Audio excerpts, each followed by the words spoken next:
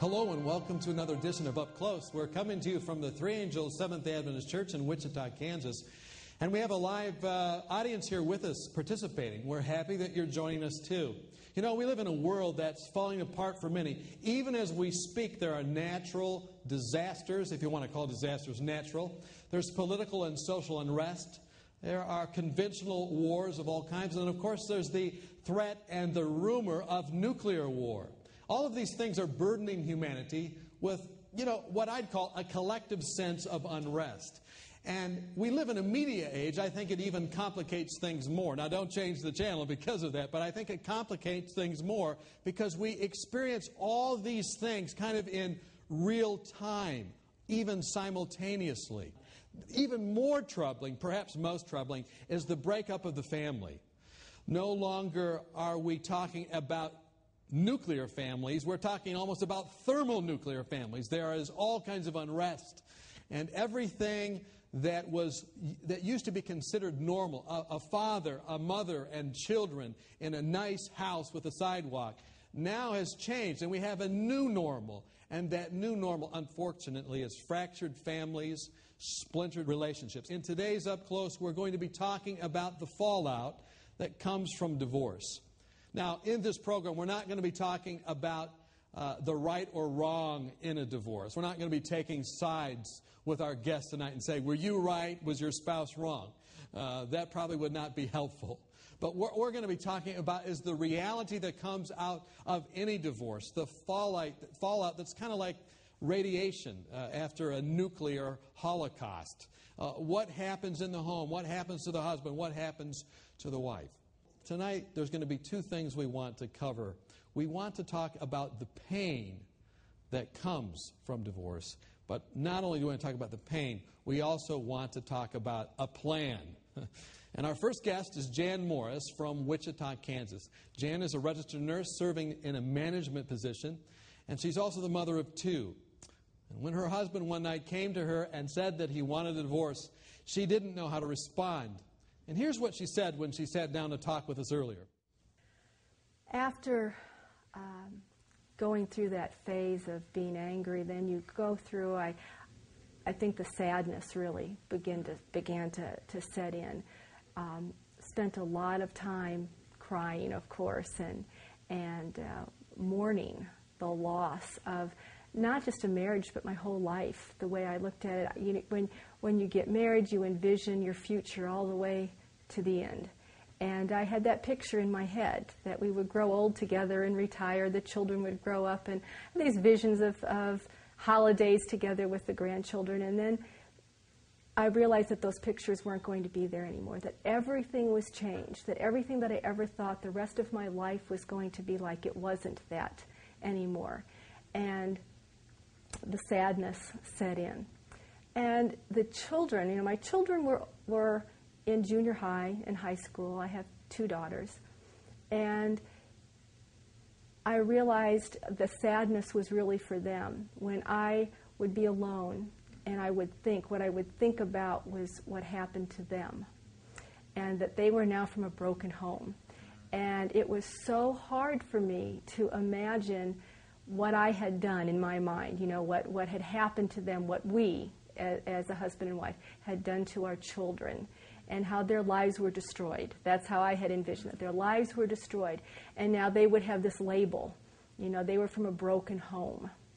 And that was almost more than I could cope with. That was really the most difficult part for me, was recognizing that I would have to put the pieces back together in some fashion that's still, into a whole for my children, but it was going to have to look different than what it did before.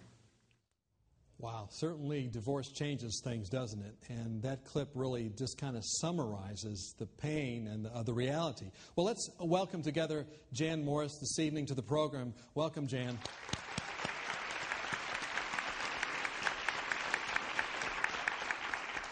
First of all, I'd like to welcome you to the program, and thank you so much. I mean, it's hard to come and talk about many different things, but especially something as personal and as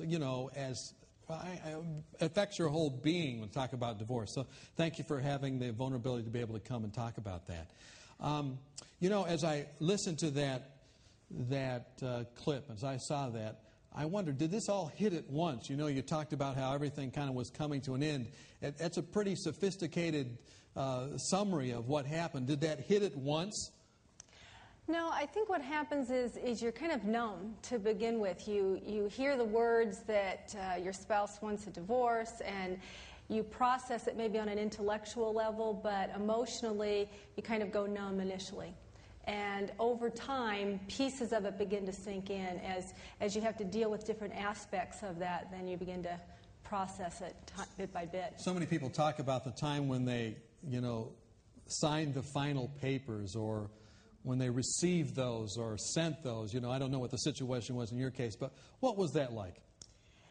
It kind of puts a finality to the whole thing. I remember after we had the papers, they were signed, I just kind of sit there and stare at them, because it's kind of you don't really believe it's true. It's like this dream world that you're in perhaps, and you think maybe it'll change. Maybe I can go backwards. But once those papers are signed, it's final. And you realize that this is your life, this is true, and you have to go forward from that point. Well, you seem to be like a very outgoing person. Am I fair to say that? I think so. And, we were talking about this, and you said that being outgoing isn't necessarily... Well, let's look at one and see what you said here. One thing that was difficult was having to redefine myself as to who I was as a person. When you're married, of course, you're a couple, and you do things together, you have friends together, and you're defined in many aspects by who your spouse is, either the husband or the wife. But that was no longer true. And so I had to take a look at who I was as a person, and did that have value all by itself. I remember sometimes going to the grocery store and meeting a couple that perhaps we had been friends with, gone out to dinner with, and having to thinking, was this one of my friends or is this one of my husband's friends? And knowing what I had told my friends, but not knowing really how he had communicated to his friends what had happened to the marriage. It was pretty uncomfortable, not knowing whether do I even go up and say hello to these people, or do I just pretend that I just walk by, pretend I didn't even see them there. I was fairly bold and would usually just say hello, but sometimes those were uncomfortable situations, and realized, this just isn't going to work the way it did before. I'm going to have to find a comfort level. I'm going to have to find a way of relating on my own to who I am. So this outgoing type of thing wasn't really helping, maybe? Not necessarily. As I said, you have to kind of redefine who you are and the relationships that you have. How long did you experience these kind of feelings, like maybe worried about what you were going to say, or how long did that go on? Sometimes it still does. I think it's an ongoing process. Initially, of course, it's more difficult, but with time, as you begin to develop your own friends, it gets a little bit easier. But there's still moments in time when I meet people or in situations that perhaps I would be in normally as a couple. Those are still difficult sometimes, so it's a growth process. Well, you said in the clip that sometimes you like to just be left alone. Was it best to be left alone? Sometimes. I think it's a challenge for both the divorced person and for their friends and family to know when to leave someone alone or when to be with them. Too much of either, I think, can be bad. So people should reach out. You enjoyed people reaching out. It's just that sometimes you were with them and you felt alone anyway. Right. But, you have to be with people, friends reaching out, inviting you places, asking you to be with them. That's important to help you get back into the swing of things. Some that watch this program believe in God, some don't. Are you a believer? Absolutely. And were you ever tempted to blame God? I think I was angry at God. I wondered why he allowed this to happen, why he allowed this to happen to me, and why he allowed my children to be hurt. And so there was anger and there was a questioning as to why this occurred. We've talked about the pain. It's real, and we need sensitivity. It's normal to have the pain. But when we come back, we're going to be joined by Marty Jones, who works in Florida Hospital in spiritual care and nurture.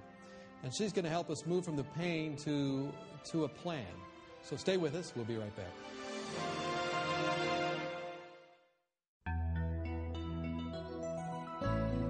next week on Up Close.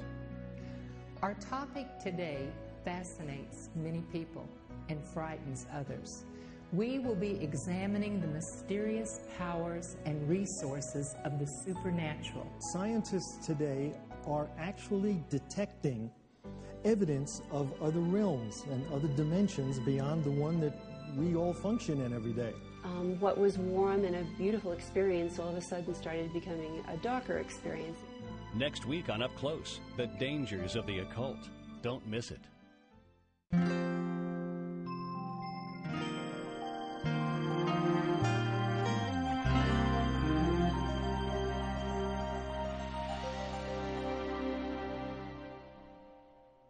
Welcome back to Up Close. I'm pleased to introduce our expert guest this evening, Marty Jones. We're glad that you're here. Now, Marty, you are in spiritual nurture at Florida Hospital, which means what? Means that I have the privilege of following people up who have a spiritual interest, and I go to their homes and visit with them and have regular studies with them if that's what they'd like. Well, wonderful. We're glad that you're here, and we just want to welcome Marty together. Let's go ahead and welcome Marty this evening. Glad that you're here.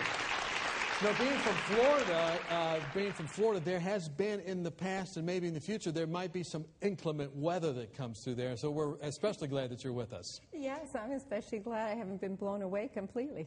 Yes. Yes.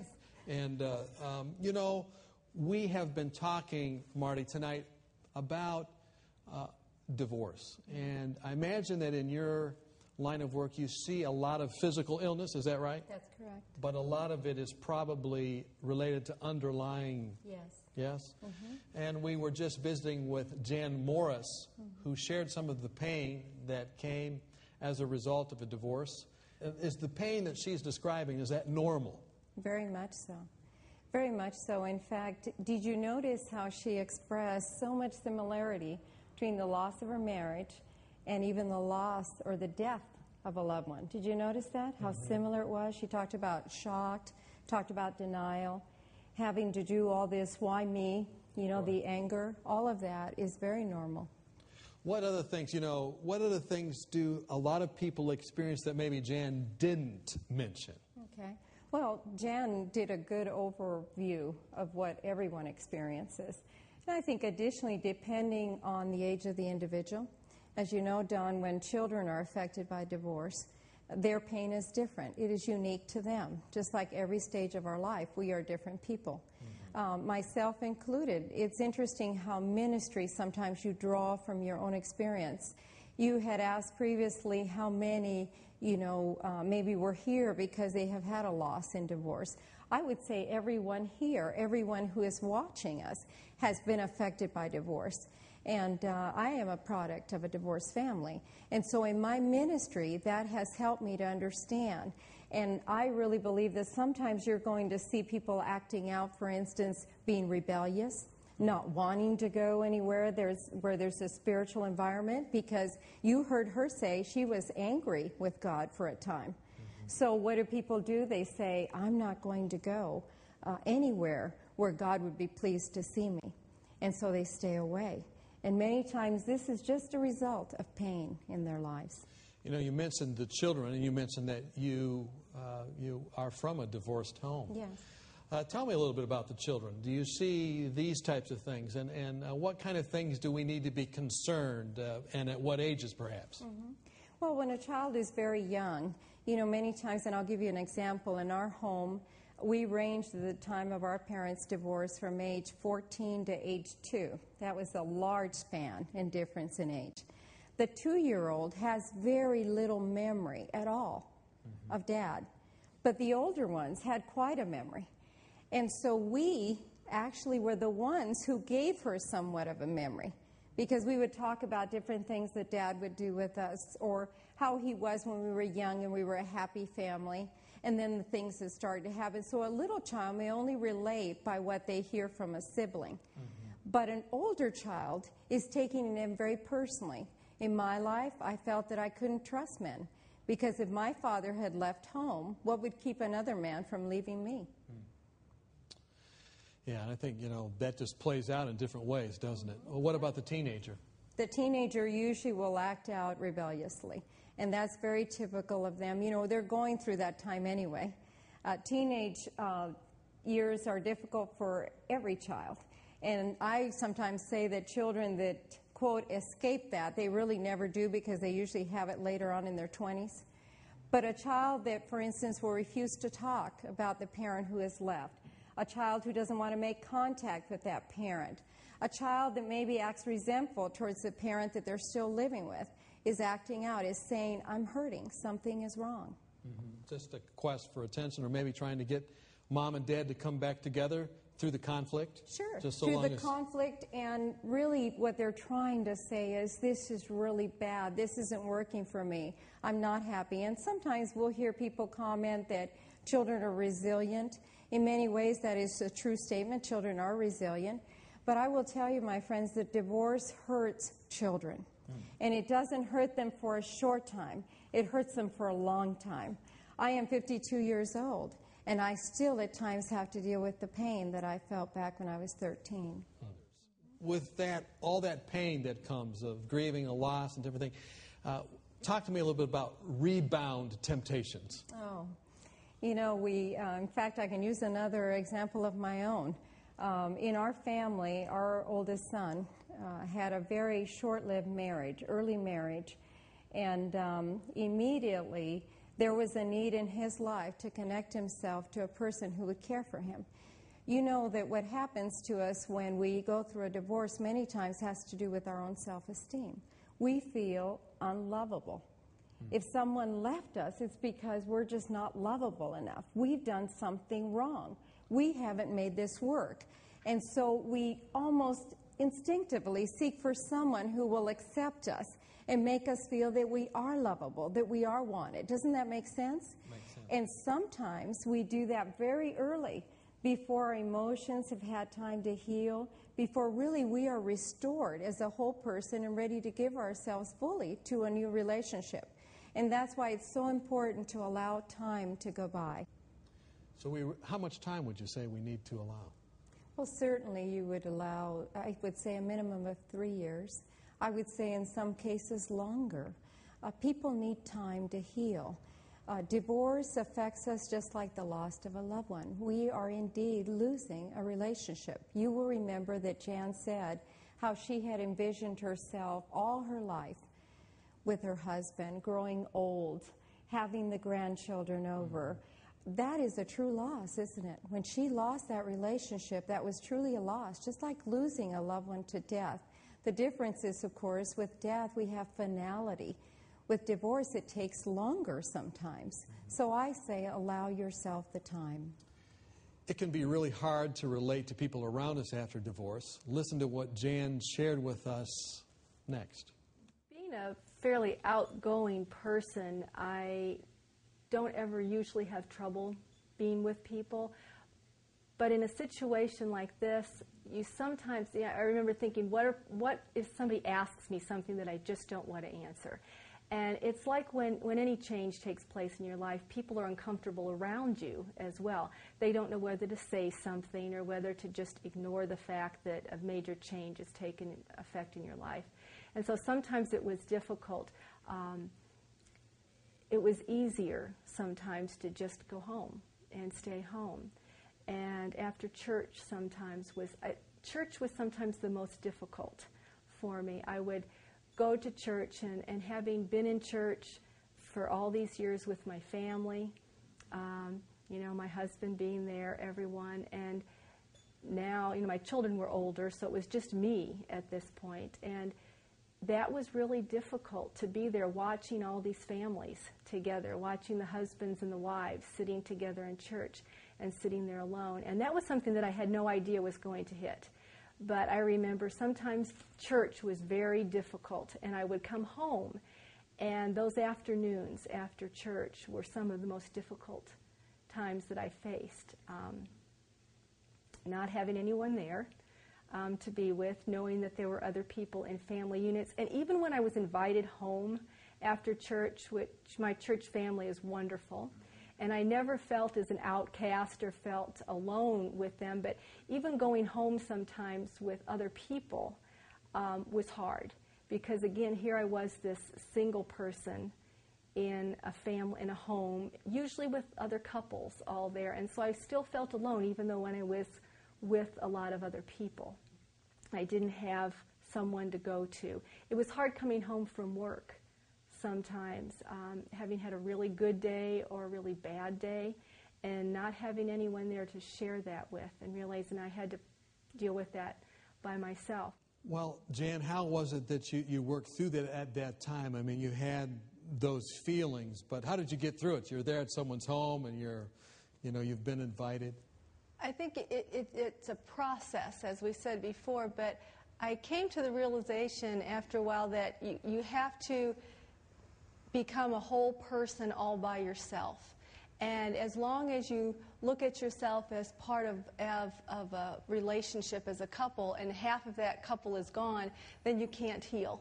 And so you need to begin to look at yourself as I am a whole person all by myself, and I have value all by myself, and that God loves me all by myself. And when you can come to that realization, then you can begin the healing process. Sounds like that would take some time, Marty.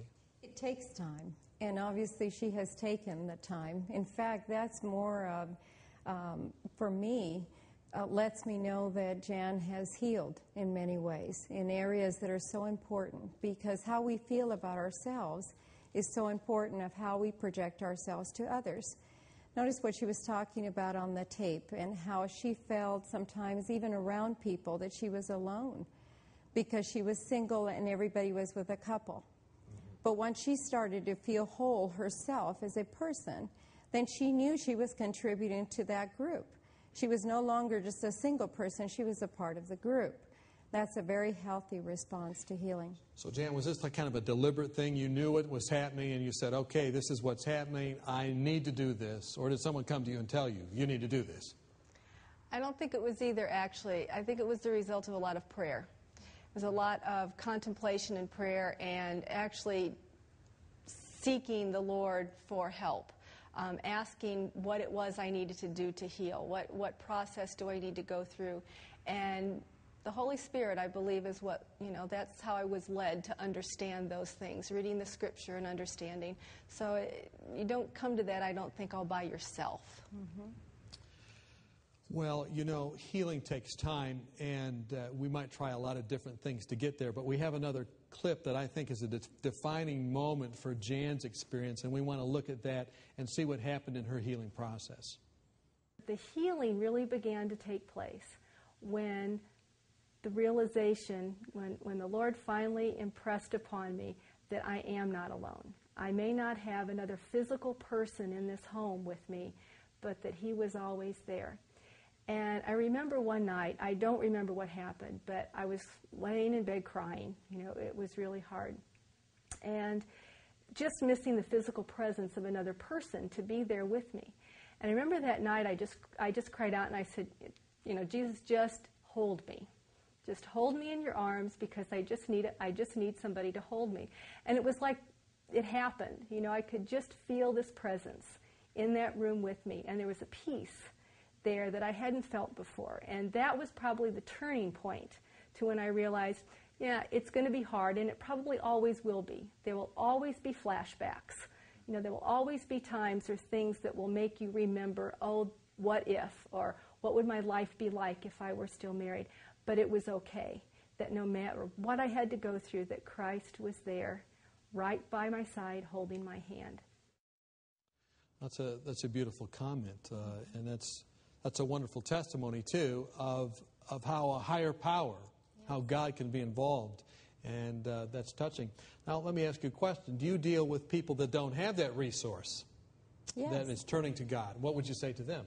Well, they certainly need Him. The basis of all love comes from God. He is love. And what Jan had discovered was that in her moment of deepest pain, deepest loneliness and longing, the need to be held, to feel the presence of someone with her, God responded physically to her. That is a beautiful thing. And I believe God will do that to everyone. And they don't have to be a church-going Christian, Don. They need to be someone who says, Lord, I'm hurting. And like Jan, I need to be held right now. I need to feel your presence, Lord. And I believe that that is a beautiful opportunity for God to reveal himself to that person who's hurting. I never give people empty answers. I believe the answer for the world is the Lord. When they have the Lord, they will have the things that they need. And sometimes we're seeking in all the wrong places, you know? We go out to movies, we go out to entertainment, we try to find everything to drown out the pain instead of saying, Lord, I'm lonely, I need you desperately. And then we find that he does indwell, that he does fill us, and that he does comfort us in our time of greatest need. We've started what we're going to even talk about more in the next segment, which is we're going to talk about what it is we can do to deal with the pain, how it is that we can help others. We've been talking with Marty Jones from Florida Hospital. And when we come back, we'll continue the conversation. We hope you join us.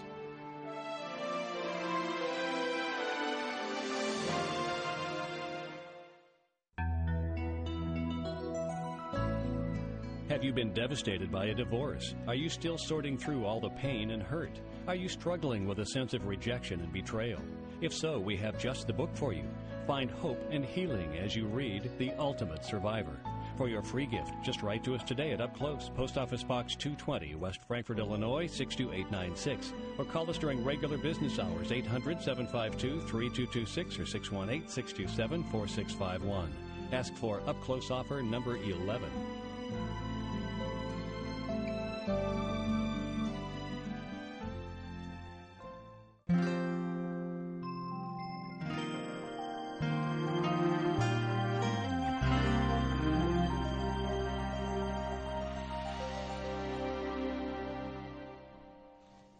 Welcome back to Up Close. Today we are talking about how we can recover from the pain of divorce. And our expert guest is Marty Jones from Orlando, Florida.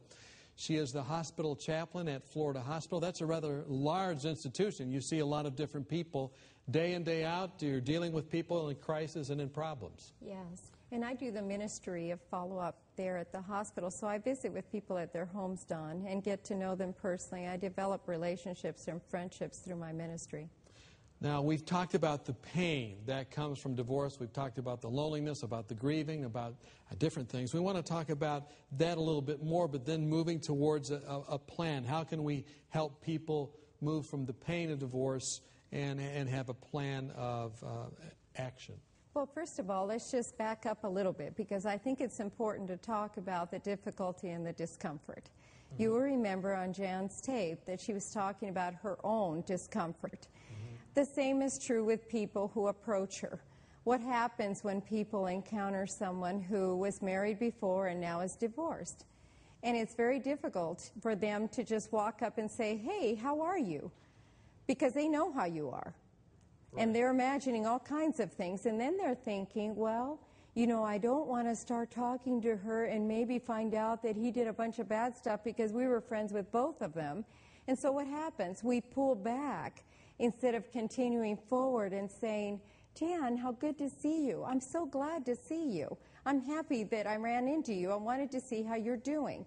That doesn't take sides. It simply says, I care about you, Jan. You're important to me. And how meaningful that is to a person who's hurting. So the first step is simple. Show yourself friendly. Mm-hmm. Very, very important. I like to promote a ministry that I call a friendship ministry.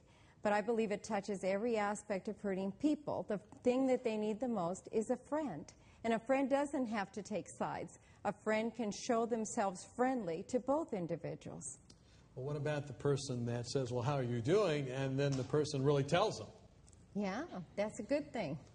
You know what that tells me? What? They think of me more of a friend than I thought. You know, you don't open up like that to someone unless you trust them. And so I would immediately say, oh, Jan, I'm so glad that you trust me enough to tell me how you're really feeling. You know, I'd like to take a few moments to have prayer with you for a moment. Or I would like to take a few moments, Jan, just to hear what's really hurting you right now, what you're dealing with right now. She might say, right now I'm dealing with my daughters having such a difficulty because of all this. And I just don't know what to say, and I don't know what to do, and I'm only one parent, I'm not two. Whatever's going on in her life, how wonderful that she would open up to me. Now, Jan, you work with a lot of people. I guess you're in management and nursing. And I'm a nurse. I actually was a nurse for a number of years. Now, when I was a nurse, there weren't many like me. Whenever I came into the room, people would say, "You're a nurse?" And, it was troubling at times. But most of the people were ladies in that profession, the majority. Is that still true where you work? That's still true, yes. And are there people that you work with that are going through or experiencing divorce? Oh, of course. I have colleagues, I have coworkers that are experiencing the same thing, and many times even our patients are going through not only a physical illness, but struggling with issues such as divorce as well. And, as we talked, you and I, before the program, you talked a little bit, even in the program, about how you're tempted with bitterness over divorce, maybe towards God, maybe towards the spouse, maybe towards something else. Is this a big issue? I believe it has a great potential to destroy the person if you allow that bitterness and that anger to remain. And that is a key to healing. When I finally was able to realize that God loves me just as I am, but He also loves my spouse. He loves him just as much as He loves me. And that I have to, in some fashion, begin to recognize that and to change that relationship from a marriage-type love relationship to a Christ-like love. And so there's a forgiveness that you have to go through with your spouse. You have to forgive yourself for the pieces that you felt you played in that. Forgive yourself for, as I said before, the relationship or the issue I had with my children and what had happened to them. I had to forgive myself for that.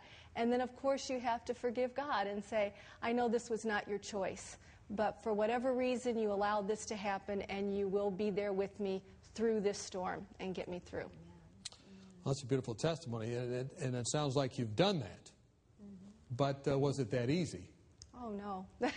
It's not easy, and it is still an ongoing process. I mentioned earlier that there's things that kind of blindside you periodically, and I think that with time that gets less and less, but you always have to be aware that there are going to be those moments, that it's still going to be difficult. There's still going to be struggles with holidays or family events, and when my daughter was married, that took a lot to work through that process and to be there. But it gets better with time. And if you keep the Lord at your side, if you know He's there and you call on Him, you can and will get through whatever comes your way.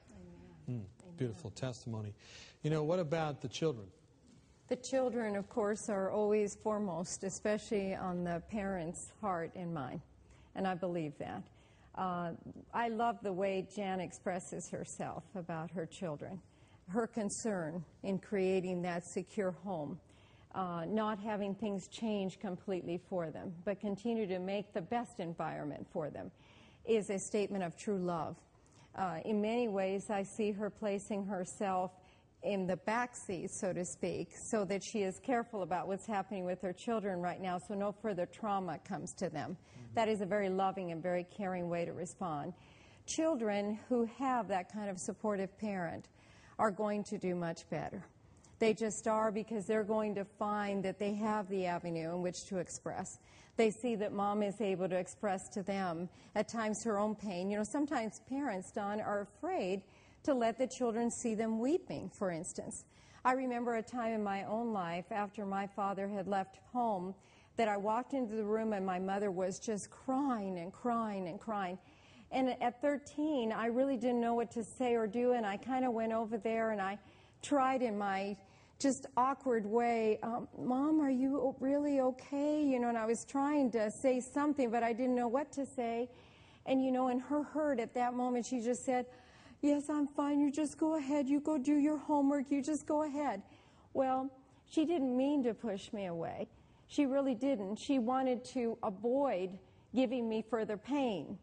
But my friends, what happened was I felt pushed away. Do you see what happens to the child? The child feels, I can't comfort my mom. I can't. Being family is all about being able to say, oh, honey, I'm hurting so bad right now. I didn't want this to happen to us. And so I'm just hurting. Just hold mommy for a moment. That's a beautiful encounter. What does that teach that child? when you feel overwhelmed like that, when you're crying, when you feel like you need me to hold you, you can come to me too, and your tears will be okay. And tears are okay because we're hurting, and it's an appropriate time in life to mourn what we have lost. So a strong parent, and when I say strong, I'm speaking of a parent that says, Lord, give me your strength. You know, we're not strong on our own. Right. I don't know about you, but I've discovered how weak I am, right? And when we're hurting, especially when we're hurting, we're very vulnerable. We're vulnerable to bitterness, to resentments. Our anxiety builds up. We become different people than we typically would be. And so we need a spirit inside of us to help us to deal with all those emotional feelings. You know, you've heard in the Bible about the root of bitterness. You remember years ago, Don, when we didn't have garbage disposals. I don't know about you, but my mama, with 6 children, would put this plastic bag on the sink. And we had to drop all the peelings and things in there. You all know what I'm talking about? And we would drop it in there, and at the beginning of the day, everything smelled fine. But towards the evening, that little bag was getting a little smelly, if you know what I mean. And if you peeled a banana, and it was fresh, the peel, and you threw it in there, it wouldn't be very long before that banana would be smelling, that peel, like the rest of the garbage in there. The same is true. When we resent someone, when we hold that bitterness inside of us, it's just like that kind of garbage. And what happens, even if the Lord is sending good blessings, something good into our lives, it turns rotten inside of us because our bitterness does not allow us to be thankful for the blessings that God's giving. So those expressions of sorrow, comforting one another, that is helping to get rid of the garbage and receive the blessings. Mm-hmm. Well, you know, I think we live in a culture where there's just so much divorce in the culture, but, you know, we've been having a lot of what some people would say is almost God talk as we're talking now, which is very appropriate, of course. But then you come up with that statistic that in Christian churches even, there's the same amount of divorce. Mm-hmm. Yes. And the trauma that comes from knowing that this is still happening even in a church. Yes. And, well, they're both Christians, and evidently God is not working. What do you do to help people that are struggling with that? Do you have some way? I noticed that you have your Bible with you, as any good chaplain would. What do you do to help people through that kind of anger and pain that's now directed towards the church and God and all that? Well, you know, first of all, remember, Don, that we of ourselves do not have the wisdom or the discernment to figure things out. We really don't. Most of us would agree that when we try to take care of things ourselves, we end up getting ourselves into a corner. Sometimes we smash into a brick wall. Whatever it is, it happens time and time again.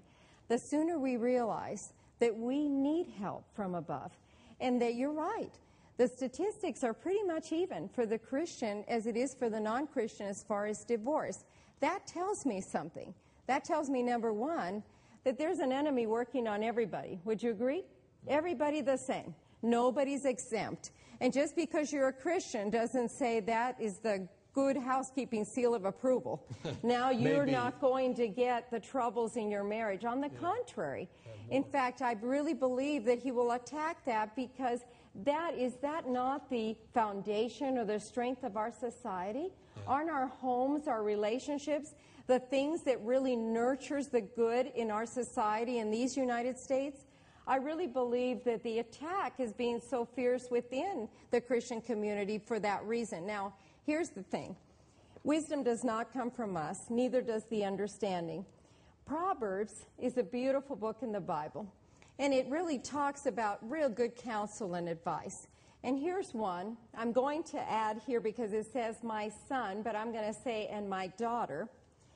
If you receive my words and treasure my commandments within you, so that you incline your ear to wisdom and apply your heart to understanding. Yes, if you cry for discernment. So what do you know? We can even ask for discernment. And lift up your voice for understanding. And if you seek her like silver and search for her as hidden treasure, then you will understand the fear of the Lord and find the knowledge of God. For the Lord gives wisdom. From his mouth comes knowledge and understanding. And it says, He stores up sound wisdom for the upright, and He is a shield to those who walk uprightly. He guards the path of the just, and He preserves the way of His saints. Then you will understand righteousness and justice, equity, and every good path. So what it says to me is, if I turn my heart to the Lord, if I ask God to give me His wisdom, His discernment, after all, who established the home to begin with? In the beginning, when God created, He established the home, the marriage. He said from the beginning, a man would leave his father and mother, cleave to his wife, and the two would become one. That unit was not to be broken by man. What God has put together, let no man put asunder. We just have messed that up when we tried to keep things together ourselves, and we usually end up getting ourselves in trouble. So the answer to the question is, okay, if it's happening in a Christian church and people are getting divorced, then maybe they weren't seeking wisdom from God. Maybe they weren't looking that way, and maybe that's why that happens as much in the church as in the society. Well, and I would say this, Don, not necessarily so, because remember that it takes two people to make a relationship work, doesn't it? Mm-hmm. So there can be a person who is very committed and has asked God for wisdom, and if the other partner decides that he wants out or she wants out of this relationship, guess what? There isn't a whole lot that you and I are going to be able to do about that. And so sometimes I say to people, you know, rather than trying to say who was good and who was bad, we're back to that again, that we need to be careful not to judge that, rather to commit ourselves jointly, as a family, as a couple, to say right from the beginning, divorce is not an option for us. We're going to ask wisdom, discernment of the Lord. We're going to seek the counsel of our fellow neighbors and friends and people who have good, strong marriages. We're going to seek to develop in our relationship something that is foundational to our home. And we're going to care for it by caring for one another. One thing I want to ask Jan, too, how did you, Jan, coming back to something else here, how did you deal with family gatherings? Holidays were very difficult. It's a family time, everybody's together, and I had to redefine that as well. I had to redefine what a holiday meant, and that, number one, holidays can mean more than just your immediate family. That you can do things that are different, that you can invite other people who are maybe hurting as well and bring them into your home. It's okay to go to someone else's home on a holiday. I've been very blessed to be invited to other people's homes on holidays. So it's just a matter of you can't go backwards. You have to be able to go forward, whether it's a holiday or anything else. You have to take a look at this is what it used to be, but I need to forge forward with a new future and a new way to make my life. I remember when I moved, I had to move out of my house, and the last night I was there in that home, I sat on the porch and the patio and cried, and looked that my past was behind me, but I had a whole new future ahead that I was able to put together with my children and to make new memories. And it might not look like I thought it was going to, but it was still going to be all right. We could still forge ahead and make new memories that would be just as valuable and just as precious. We need to see things eventually as being in God's control and not ours. Mm-hmm. We can't control people. Jan said it well. You can't change someone's heart. You can't change their mind. That's why, for me, the work that we do as citizens together, as Christians particularly, for each other and for others outside of the church, if we're going to show them the love of God, we need to be able to say, you know what? Because this relationship is so foundational to your happiness and your joy, and because it's going to produce by blessing children who will also then grow up to create those same good, strong relationships, we want to make sure that before that marriage takes place, that it's strong, that it's going to be strong. Mm-hmm. And I'd rather see them go through a process where 3 months down the line they're saying, you know what, we decided not to get married. We don't think we're quite ready right now. Then to have something later on that's going to creep up and say, oh, I didn't know that about that person. So there's a lot of work that can be done beforehand.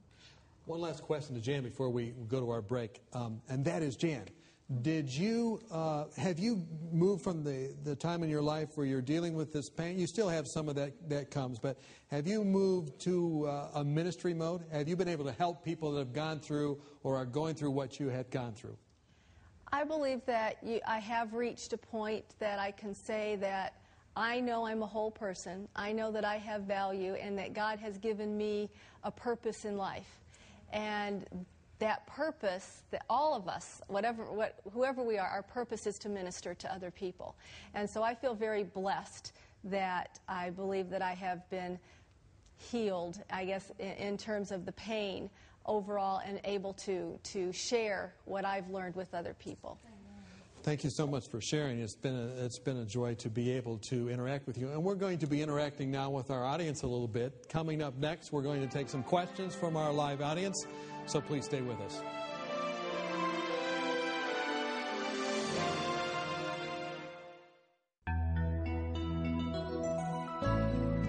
Have you been devastated by a divorce? Are you still sorting through all the pain and hurt? Are you struggling with a sense of rejection and betrayal? If so, we have just the book for you. Find hope and healing as you read The Ultimate Survivor. For your free gift, just write to us today at Up Close, Post Office Box 220, West Frankfort, Illinois, 62896. Or call us during regular business hours, 800-752-3226 or 618-627-4651. Ask for Up Close offer number 11.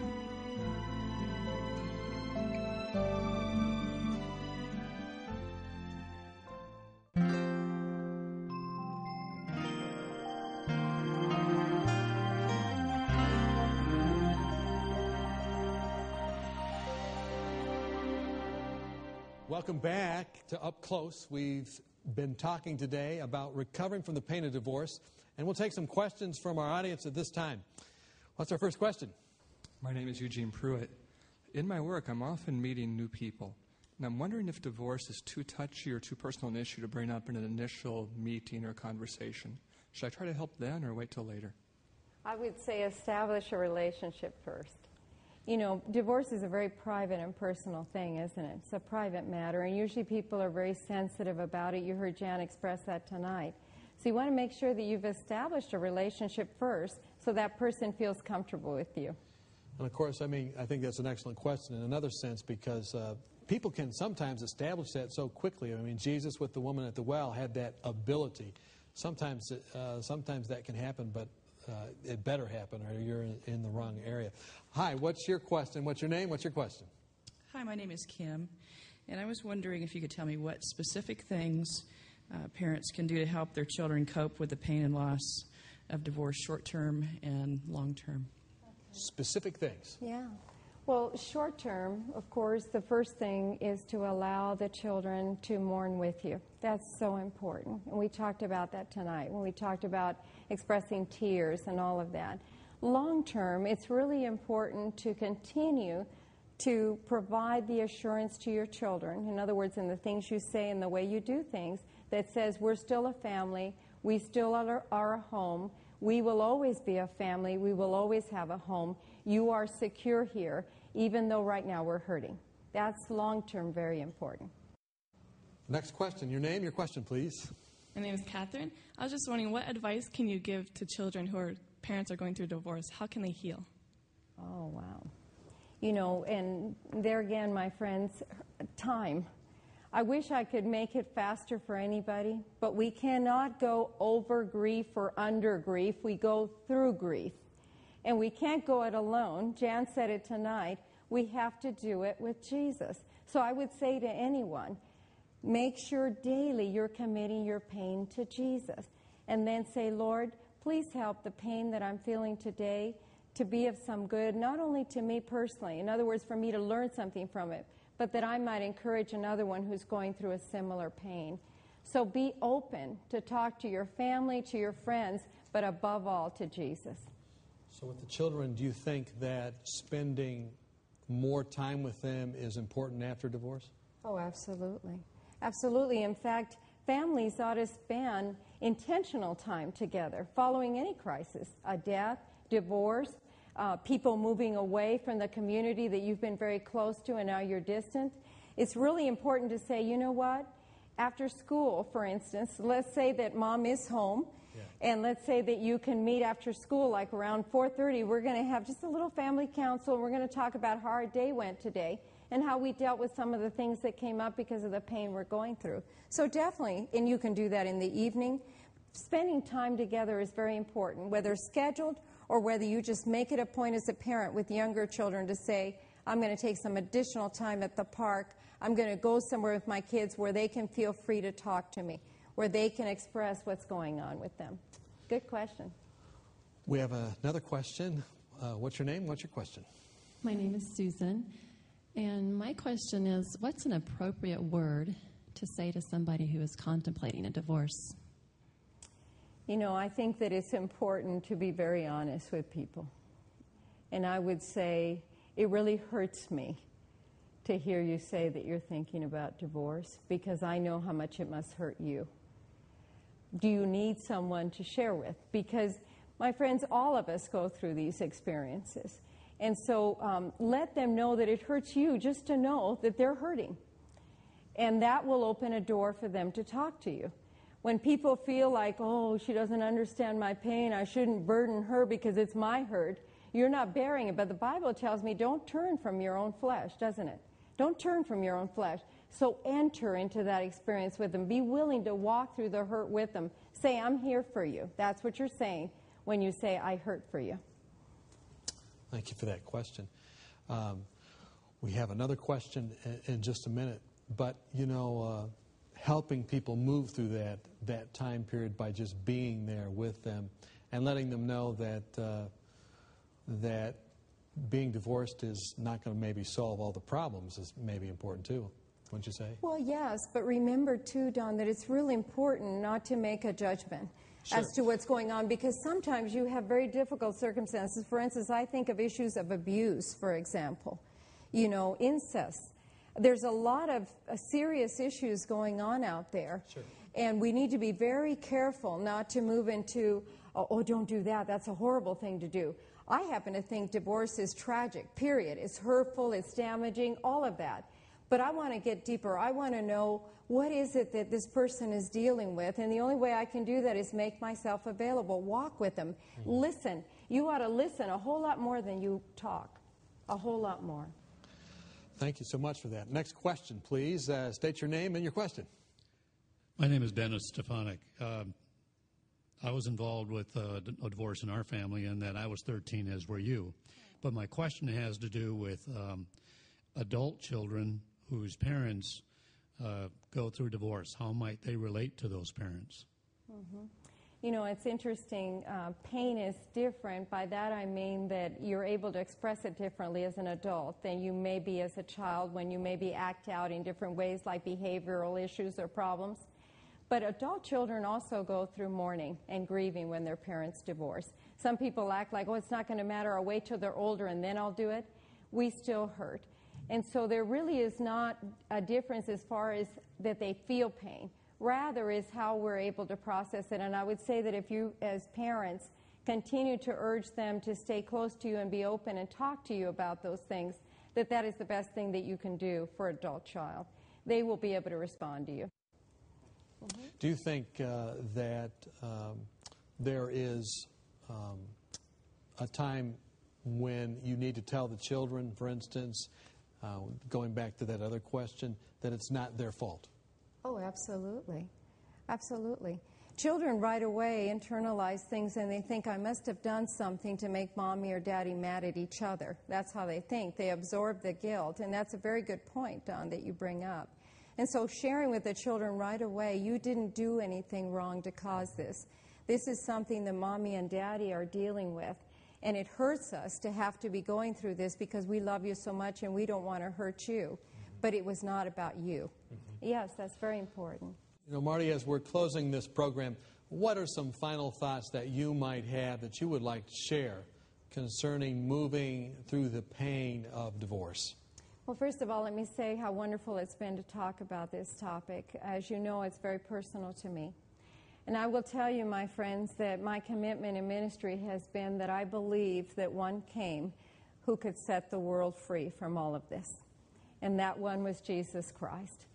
And I believe with all my heart, as my work as a Bible worker, as I seek to connect people to the Word of God, that there is the answer to everything that we need, the blueprint, if you would, to our homes and family. And so I believe that if we will commit ourselves daily and say, Lord, today, bless my home, bless my heart, make me the kind of wife, the kind of mother that I need to be, that God will answer that prayer of faith and that our homes will be better, even just through my influence of it. Do you understand?